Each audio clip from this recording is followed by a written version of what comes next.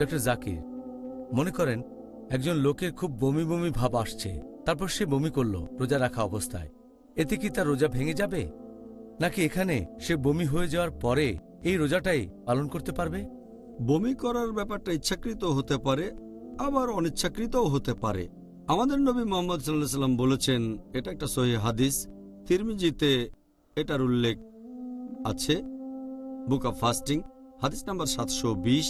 আমাদের প্রিয় নবী বলেছেন যে যদি কেউ অনিচ্ছাকৃতভাবে বমি করে সে তার রোজাটা পালন করবে, তার রোজা ভাঙবে না। কিন্তু কেউ যদি ইচ্ছাকৃতভাবে বমি করে, যদি কোনো লোক ইচ্ছে করে বমি করে, তাহলে তার রোজা ভেঙে যাবে। এই রোজাটাকে পরে অন্য সময় রাখতে হবে। এই হাদিস আবারও বলছে সুনান আবু দাউদ খণ্ড নম্বর 2, বুক অব ফাস্টিং হাদিস নম্বর 2374। আমাদের নবী মুহাম্মদ সাল্লাল্লাহু আলাইহি ওয়াসাল্লাম বলেছেন, যদি কেউ বমি করে হঠাৎ করে, মানে অনিচ্ছাকৃতভাবে, তাকে পরে এই রোজা রাখতে হবে না। কিন্তু যদি কেউ বমি করে ইচ্ছাকৃতভাবে, ইচ্ছে করে, তাহলে পরে রোজা রাখতে হবে।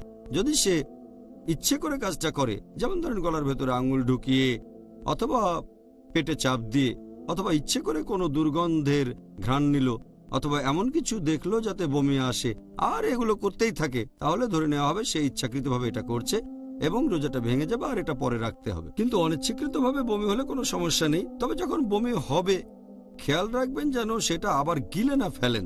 যদি বমি মুখে চলে আসার পরে সেটাকে আবার গিলে ফেলেন তাহলে রোজা ভেঙে যাবে। তাই যদি বমি হয় আপনাকে সেটা বাইরে বের করে ফেলে দিতে হবে, আর যদি অনিচ্ছাকৃত হয় তাহলে রোজা ভাঙবে না। আপনাকে অনেক ধন্যবাদ, একেবারে বিস্তারিত জানিয়েছেন। আল্লাহু আল্লাহু আল্লাহ।